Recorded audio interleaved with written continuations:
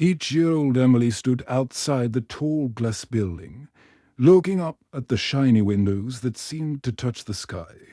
She took a deep breath and smoothed down her best dress, the blue one with tiny white flowers, that her mum had saved up to buy for Easter Sunday. In her small hands, she clutched a piece of paper covered with colorful crayon drawings and very best handwriting. The automatic doors whooshed open as she stepped forward, and Emily felt like she was walking into another world. Everything was so clean and bright. The floors were polished marble that reflected the ceiling lights, and there were big leather chairs that looked more expensive than anything in her tiny flat back home. Emily's heart was beating fast, but she remembered what her mom always told her about being brave. She walked up to the big curved desk where a kind-looking woman with grey hair was typing on a computer. The woman wore a pretty pearl necklace and had reading glasses hanging from a chain round her neck. The lady at the front desk looked up from her work and seemed very surprised to see such a small visitor. Her eyes went wide, and she leaned forward with a gentle smile. "Hello there, sweetie. Are you lost? Did you get separated from your parents?" Emily shook her head firmly, trying to look as grown-up as possible. She stood up straighter and cleared her throat the way she had practiced at home in front of the bathroom mirror. "No, ma'am. I'm here for a job, please. I saw the sign outside that said you need helpers." The receptionist, whose name tag read Margaret, looked even more surprised now. She put down her pen and gave Emily her full attention. There was something about this little girl that made her want to listen carefully. "What's your name?" "Dear Emily Rose Thompson," she said clearly, the way her mum had taught her to introduce herself to grown-ups. "I'm 8 years old, and I'm very good at cleaning and helping people. I help my mum every single day with everything she needs." Margaret noticed how serious Emily looked. This wasn't a child playing pretend or making up stories. There was something real and urgent in her big brown eyes that made Margaret's heart feel heavy. The little girl seemed to be carrying worries that were much too big for someone so young. Emily shifted her weight from one foot to the other, still holding her homemade resume carefully. She had worked on it for hours the night before, using every crayon in her small box to make it colorful and special. She had drawn pictures of herself sweeping floors, washing dishes, and helping to fold laundry. Under each drawing, she had written in her carefully chiseled handwriting about all the things she could do to help. Margaret could see that something important was happening here. Instead of gently explaining that children couldn't work in offices and sending Emily on her way, she felt moved to do something different.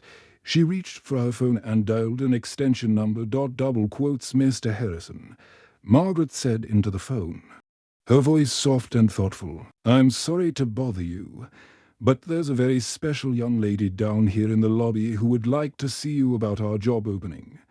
I think you might want to meet her." Emily listened to the phone conversation and felt both excited and nervous. At the same time, she had never talked to a real boss before, someone who owned a whole company. She hoped he would listen to her and understand how much she needed to work. While Margaret was talking quietly on the phone, Emily looked round the big lobby.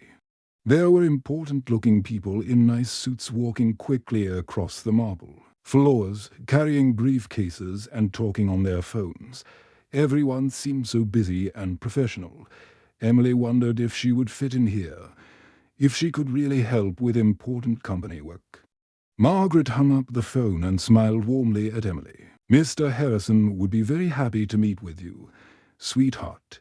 He'll be down in just a few minutes.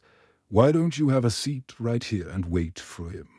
Emily climbed up onto one of the big leather chairs in the waiting area.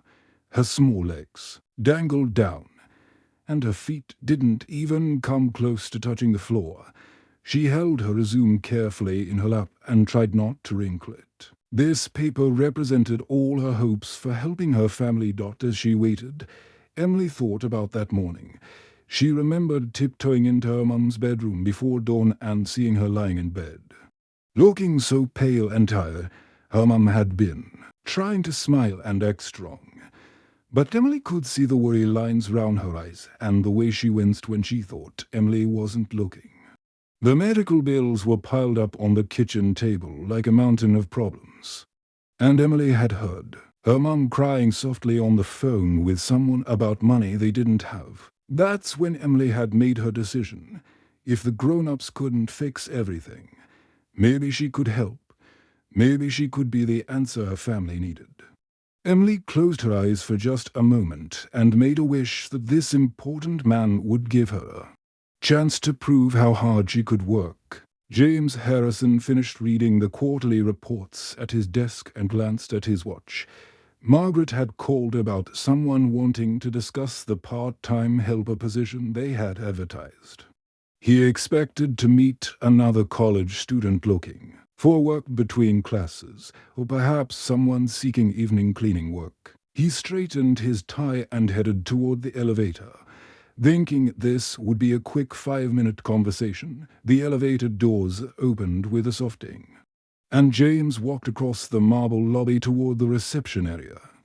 He looked round for the job applicant, scanning the faces of the adults sitting in the waiting chairs. Then his eyes landed on a small figure sitting very straight in one of the big leather chairs, and he stopped walking.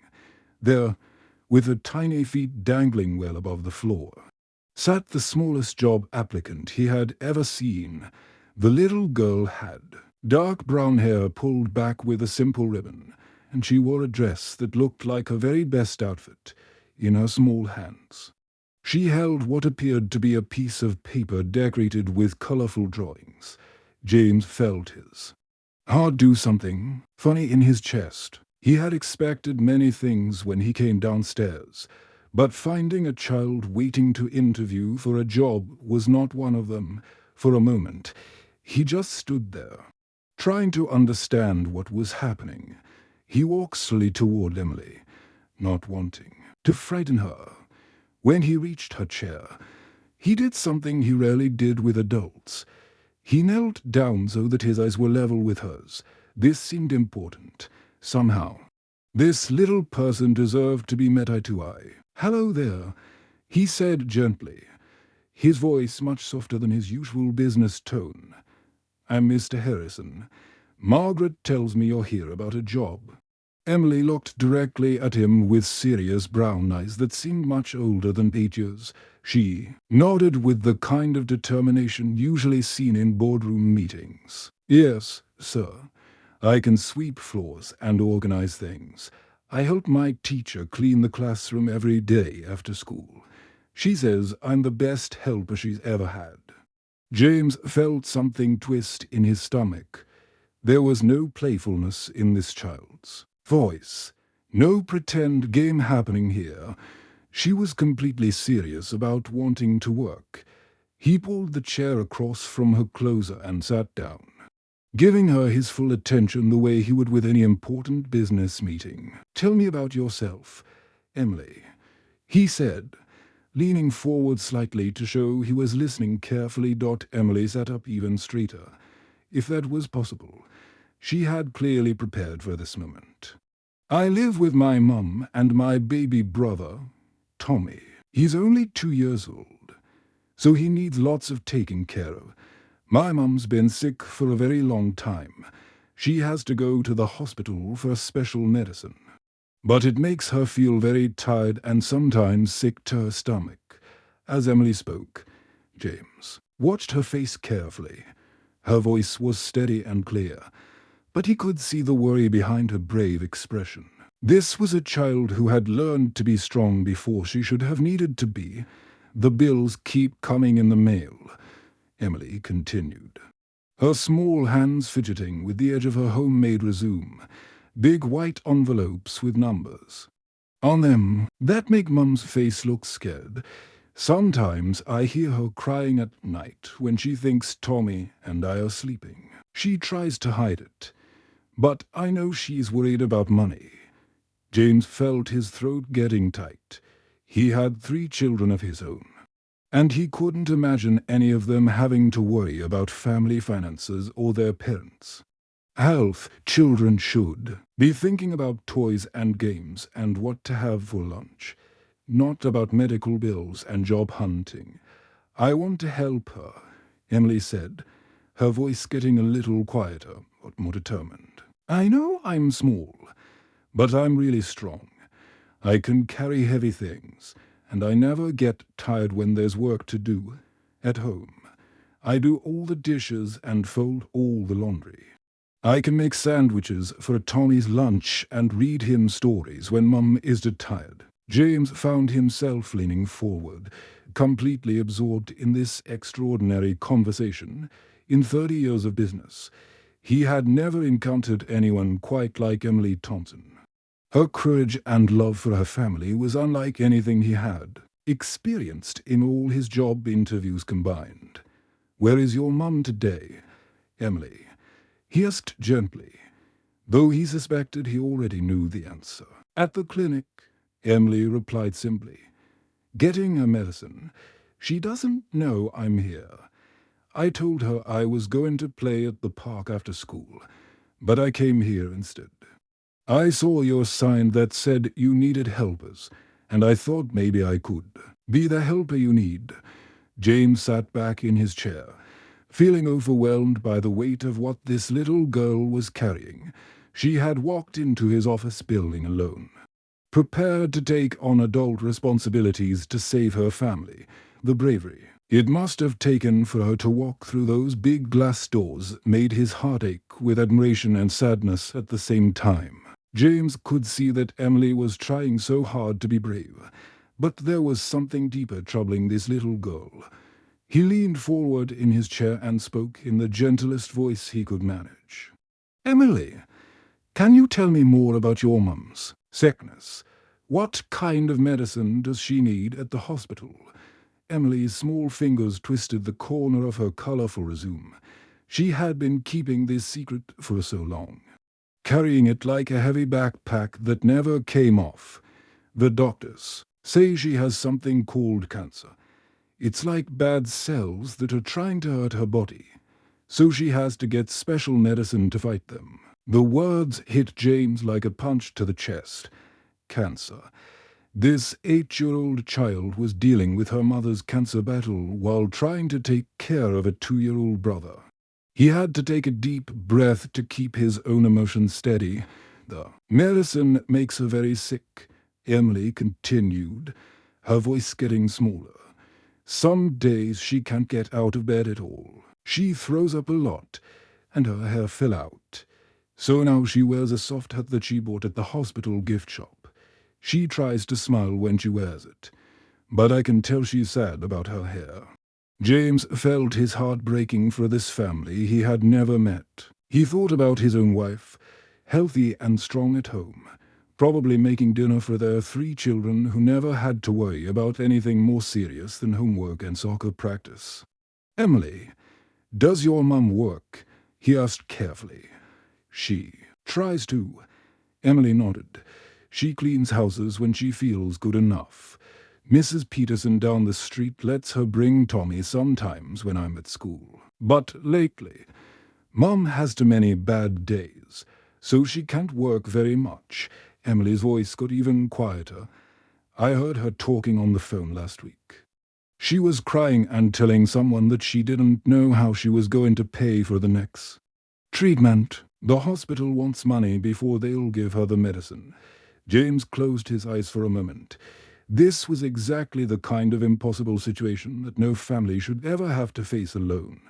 A mother fighting for her life while worrying about money, and a little girl trying to solve problems that even adults struggled with. "Is that why you've been missing school, Emily?" he asked gently. Emily looked down at her shoes, embarrassed. "Sometimes Mum is too sick to take care of Tommy. And we don't have money for babysitters. I stay home to make sure he's safe and fed. I don't like missing school, but Tommy needs someone to watch him. You've been taking care of both your mum and your little brother," James said, and it wasn't really a question. He could see the truth written all over Emily's serious little face. "I saw your job sign when I was walking home from the grocery store yesterday," Emily explained. "I thought maybe if I could work after school and on weekends, I could help pay for Mum's medicine. I'm really good at working hard. Mr. Harrison, I promise I am." James felt tears starting to form in his own eyes. In all his years of running a successful business, he had never met anyone more determined than this 8-year-old girl who was willing to sacrifice her childhood to save her family, Emily. He said softly, reaching across to gently touch her small hand, "You're the bravest person I've ever met in my entire life. But you know what? Kids your age already have a very important job." Emily looked up at him with confusion in her brown eyes. "What job?" "Your job is to be a kid," James explained, his voice warm and caring. "To go to school every day and learn new things, to play with friends and laugh and have fun. To let the grown-ups worry about the big scary problems like money and medicine." Emily's face crumpled a little bit. "But Mum needs help," she whispered, and for the first time since she had walked into the building, tears appeared in her eyes and started rolling down her cheeks. "She's so scared, and I don't know how to make it better." James felt something shift inside his chest, a decision forming that was bigger than any business choice he had ever made. He looked at this crying little girl who had walked into his office with nothing but love for her family and a crayon-colored resume, and he knew exactly what he had to do. "You're absolutely right, Emily," he said firmly. "Your mum does need help, and I think I know how we can help her together." James reached for his phone on the small table beside his chair. Emily watched through her tears as he started dialing numbers, speaking in the kind of voice that meant business was about to happen. "Hello, this is James Harrison," he said into the phone. "I need to speak with someone about covering medical expenses for a cancer patient." He paused, listening. "Yes, it's urgent." Emily wiped her eyes with the back of her hand, not quite understanding what was happening, but sensing that something important was changing in her small world. James spent the rest of that afternoon making phone calls that would change everything for the Thompson family. He sat in his office with Emily's colorful resume spread out on his big wooden desk. And every time he looked at her crayon drawings, he felt more determined to help this brave little girl and her family. His first call was to the hospital where Lucy was receiving her cancer treatments. James spoke with the billing department and arranged for his company's charitable foundation to take over all of Lucy's medical expenses. The woman on the phone seemed surprised by such a large donation, but James explained that this was exactly why his company had started the foundation in the first place. Next, he called the grocery store chain that his company had worked with before. Within an hour, he had arranged for weekly grocery deliveries to the Thompson family's address, fresh fruits, vegetables, milk, bread, and everything a growing family needed would arrive at their door every Tuesday morning. James then contacted a child care service that specialized in helping families during medical emergencies. He set up a schedule where a qualified babysitter would come to watch Tommy during all of Lucy's treatment appointments, so Emily could go to school every single day like she was supposed to. The last call he made was to his accountant, asking him to set up a monthly fund that would help cover the family's rent, electricity, and other daily expenses. James wanted to make sure that Lucy could focus completely on getting better without worrying about paying bills. By 5 o'clock that evening, James had created a support system that would wrap around the Thompson family like a warm blanket. He sat back in his chair, feeling more satisfied than he had after closing any business deal in his entire career. Meanwhile, Emily had taken the bus home from the office building, her heart full of hope for the first time in months. She found her mum's key under the flower pot where it was always hidden and let herself into their small apartment. Tommy was napping on the couch, and Emily could hear her mum's keys jingling in the hallway. When Lucy walked through the door, she looked exhausted from her treatment, but she stopped in surprise when she saw Emily's face. Her daughter was actually smiling. Really, truly smiling. For the first time in weeks, Mum. Emily said excitedly, practically bouncing on her toes. I went for a job interview today, and the nicest man said he wants to help our whole family. Lucy set down her purse and sat heavily in their old armchair, feeling confused and worried. Emily, what are you talking about? What job interview? You're supposed to be 8 years old. Not looking for work, Emily climbed onto the arm of the chair and told her mum everything about her adventure at Harrison Company. She described the marble floors, the kind receptionist named Margaret, and most importantly, Mr. Harrison, who had listened to her with such caring eyes. Lucy felt panic rising in her chest. Had her daughter gone to a stranger's office building alone? What if something terrible had happened? But before she could worry too much, the phone rang. Hello, Mrs. Thompson. This is James Harrison. I believe you met my daughter Emily today. Lucy's hands were shaking as she held the phone. Sir, I'm so sorry if Emily bothered you. She's just a child, and she doesn't understand that she can't just walk into offices asking for jobs. James's voice was warm and gentle over the phone. Mrs. Thompson, please don't apologize. Your daughter is the most remarkable person I've met. In years, she came to my office today ready to sacrifice her childhood to save her family. I've never encountered anyone so brave, young or old. As James explained everything he had arranged, the medical bills, the grocery deliveries, the child care, the monthly support fund, Lucy began to cry.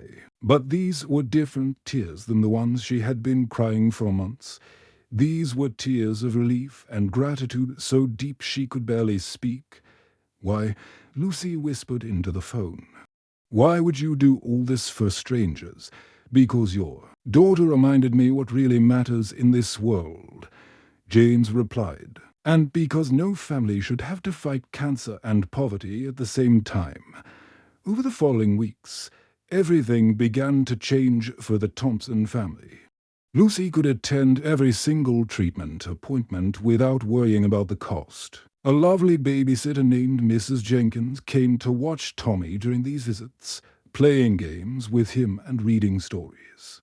Emily returned to school full-time and quickly caught up on everything she had missed. Her teacher was amazed at how much happier and more focused she seemed. Emily even made new friends who invited her to play at the park after school.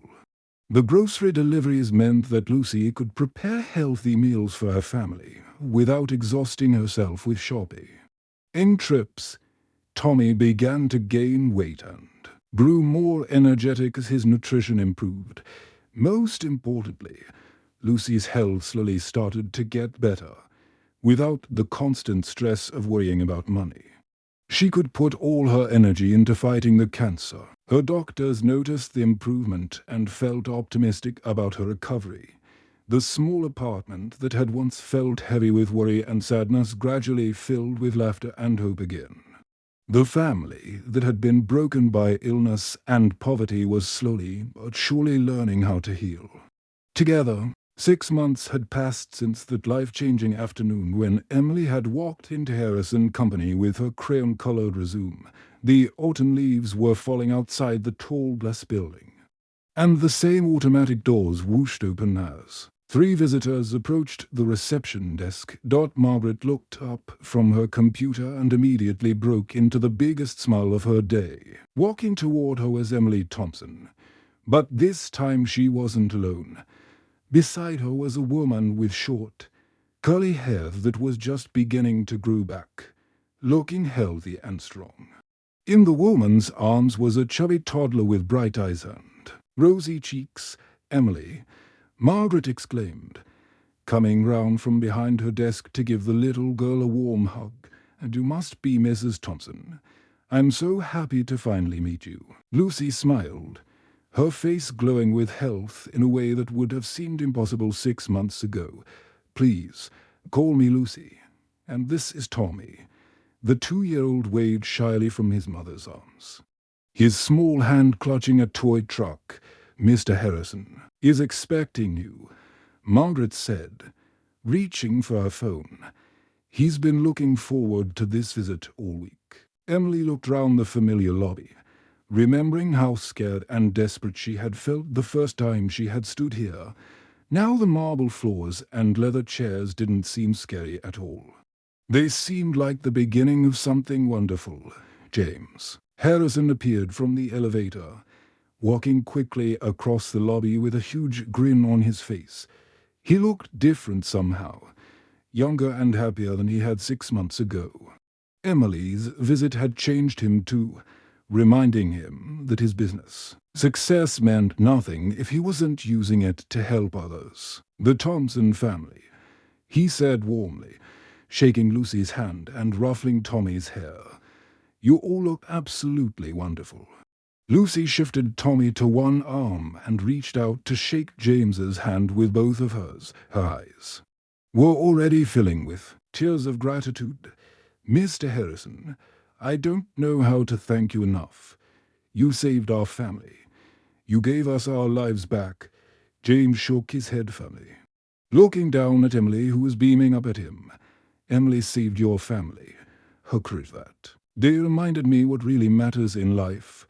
I just provided the resources. She provided the heart." They went up to James's office, where Tommy immediately became fascinated with the view from the big windows.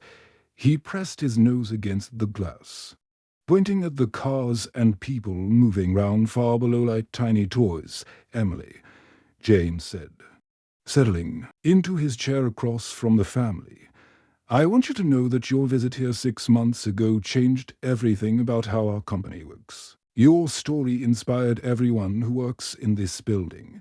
Emily looked curious. "What do you mean?" "Well," James explained, "we started a new program called Emily's Fund. It helps families who are dealing with medical problems just like your family was. Every person who works here contributes money each month, and we use it to help pay for treatments and support families in need." Lucy gasped softly. "You named it after Emily?" "Of course." James smiled. "She's the one who taught us that. Sometimes the smallest person can teach the biggest lessons about love and courage." Emily felt proud, but also a little embarrassed by all the attention. "How many families have you helped?" "Mr. Harrison, 15 families so far," James replied, "and that number grows every month. Your bravery that day started something that will help hundreds of families in the years to come." Tommy had wandered over to James's desk and was examining a paperweight that looked like a crystal mountain. James lifted the little boy onto his lap, and Tommy giggled with delight. "Emily," James said, reaching into his desk drawer, "I have something very special for you." He pulled out a thick white envelope with Emily's name written on it in elegant letters. Emily took it carefully, feeling how important it seemed. "Go ahead," James encouraged. "Open it." Emily tore open the envelope and pulled out an official-looking certificate with gold lettering and a red ribbon attached. Lucy leaned over to read it with her, and both of them gasped at the same time. "It's a scholarship certificate," James explained, watching Emily's eyes grow wide with wonder. "This will pay for your entire education, from now all the way through university, if you choose to go. Books, supplies, tuition, everything you need to learn and grow." Emily held the certificate like it was made of precious gold. "Really? I can go to university someday. You can become anything you want to become," James said seriously. "A doctor, a teacher, a businesswoman, anything that makes you happy." Emily looked up at her mum, then back at James. I want to help other families like you helped us. I want to make sure no other little kids have to worry about their mums being sick and not having moan. Why from medicine, I believe you will do exactly that, James said, his voice full of confidence. You already showed me that the smallest person can have the biggest heart and make the biggest difference. As the Thompson family prepared to leave that day, Emily ran back to give James one more hug. She had walked into this office 6 months ago as a frightened little girl trying to save her mum. She was leaving as a little girl who had learned that sometimes asking for help is the bravest thing you can do. The end.